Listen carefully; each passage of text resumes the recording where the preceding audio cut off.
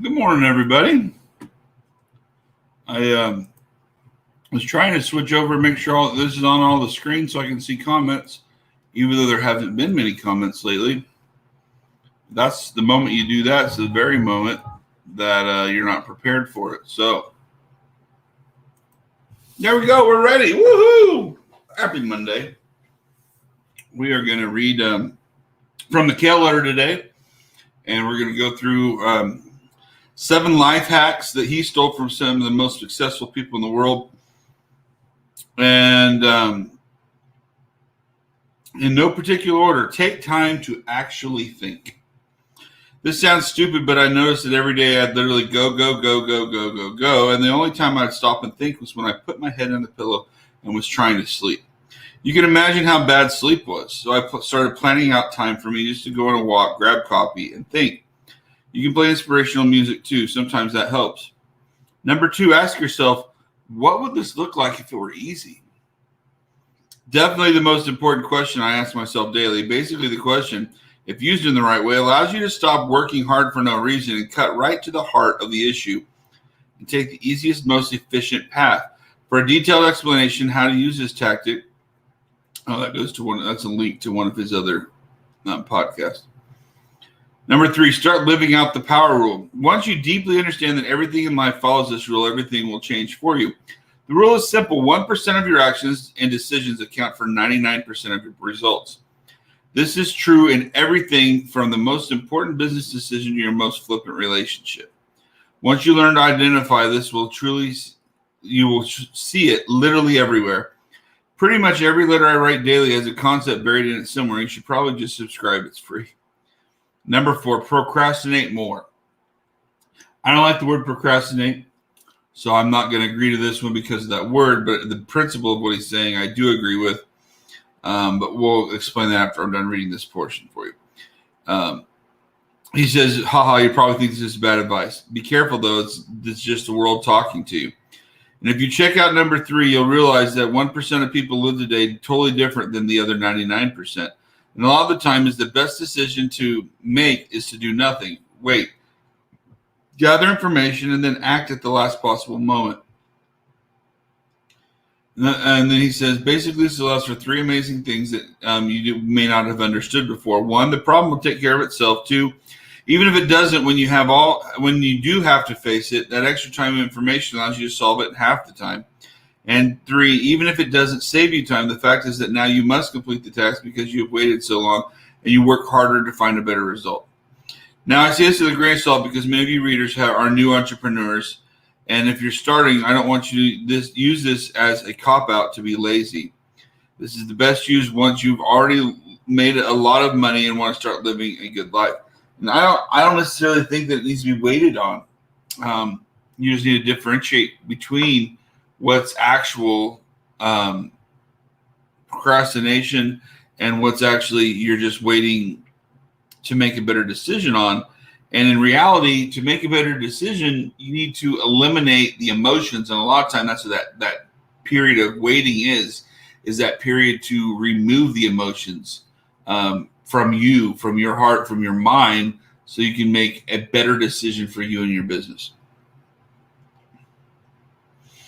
Number 5, make it impossible to quit. It's so easy to gamify your life, but in a game, you may have leveled to 500 levels, and it's hard to stop because you don't want to lose your progress.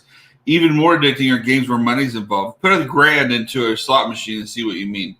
I will never put $1,000 into a slot machine ever. I was raised that gambling is fine as long as, 1, you know your limits, and 2, realize that whatever money you hand out better be like from your entertainment budget, and you just expect to not make any money back. If you're like, this is my last $50, but I really need 200, and you go to a table and you put it down, more than likely you're going to lose it, and you're going to be even worse off than you were before. So with goals that are actually important to you, just force yourself to get them done.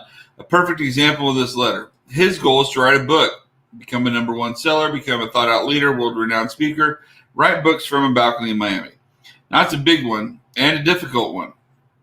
But he started by writing this letter as practice, market research, see what people wanted to hear him talk about so he could figure out what he could actually charge for. And then go from there. So, number 6, ignore most people's and ideas. This made him some ridiculous sum of money because everything he talks about goes back to Bitcoin. But he had a financial advisor try to tell him that when the markets crashed in March of 2020, he needed to take a certain direction with his money, but it didn't feel right. So he took all his money back, did his own research, and has about a 500% better outcome or outperformance than if he would have listened. The lesson learned is that no one else is going to care more about you, your family, your finances more than you. Stop taking advice from people who don't have as much skin in the game. And that part of it is 100% accurate, guys. Your business, there may be some things that you're not good at and you want to sub out, whether it be photography, whether it be writing your script on your ad campaigns, or even doing your website, so having someone sub out the website work, any of that stuff, because it's not your strength. But in the end, they're not going to be as passionate as you because this is your business. So always keep that in mind when you're having someone else do something else for you, that they're not going to have the passion that you have because they don't have the skin in the game that you have. And number 7, the last one, learn to say no more than you say yes. And he doesn't mean like a cop-out no. What he's talking about is just no, without explanation. A flat no is a skill that I respect in most people, and one that I see frequently in the richest and most successful among us. It goes back to the power rule, obviously. There simply isn't enough time in the day to do even half the things that people ask of you, and still focus your energy on the 1% of things that actually matter. It's just not possible. You have to say a resounding no to 90% of the opportunities that come your way. But simply put, there aren't opportunities, they're distractions from the 1% of things that really matter. If you enjoy these, okay, now he goes into selling himself on his letter, which I do subscribe to. It's the Kale letter. I generally will wait a couple days, listen to 3 or 4 at a time. They're not super long, but they do get your mind thinking, especially on this last one. I think it's not always important to say no. It is important to say no. It's important to take emotion out of it and not offend somebody. Be professional about it. But don't cut them off just to say no. Hear them out. Give them the respect that they deserved. And even if it's something that you have a gut feeling that it's a no, again, go back to that procrastination one. Put a tack in it. Let it just sit there for a while. Take your immediate no out of things and then replay it in your mind. And if you have more questions, replay it with them. Go over with more questions. It still may be a no, but I've got proof from my wife starting in March 2020, all the way to an email from my mom in July of 2020 telling me to sell on Jane.com. And it took someone that I am a member of a Facebook group with in Amazon, that he was making money because he actually listened to his wife. He didn't want to prove her that she was wrong, so it cost him buying her the RV that she wanted. So literally every penny he made on Jane went to a fund to prove her wrong, and then once it started making money, that fund turned into the first X thousands of dollars is going to buy her the RV she wants. So listen to your wives. Anyway, I got an exciting announcement I'm really excited about, and we're going to start a new series.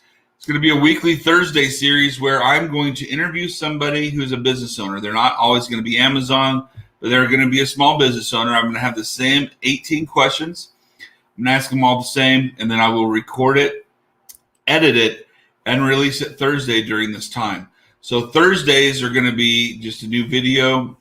You're not going to really notice that much because there's not a whole lot of you that are communicating with me anyway, and it really saddens my heart. And I hope that someday we can establish that communication link between us so that I can start to answer questions and give you the content that you want. But in the meantime, I'm going to give me the content that I want to research and to you. So Thursdays around 9 o'clock, expect on my YouTube channel to be released Scarlet Arrow. Go to youtube.com/Scarlet Arrow, or just search Scarlet Arrow LLC on YouTube and subscribe. And every Thursday, this is going to hit. And it's going to be a different person every week. And I firmly believe that if, for those of you who remember what a phone book is, that you can close your eyes, open the phone book, and point to a name, call that person, and we've all got a story. You may not think you have a story, but we've all got a story that's going to be of interest to somebody. And I'm kind of just going to prove that fact by going through people in a Rolodex of small business owners or people that I know that are in small business. And the fun thing is that when I run out of people, I'm going to do just that. I'm going to just randomly call a business and ask if I can speak with the owner or schedule 10 minutes with the owner and see what we can come up with. So it's going to be a fun series. I'm excited about it. I hope you are too. Don't forget, God loves you. So do I. We'll see you guys tomorrow. Have a great Monday, everybody.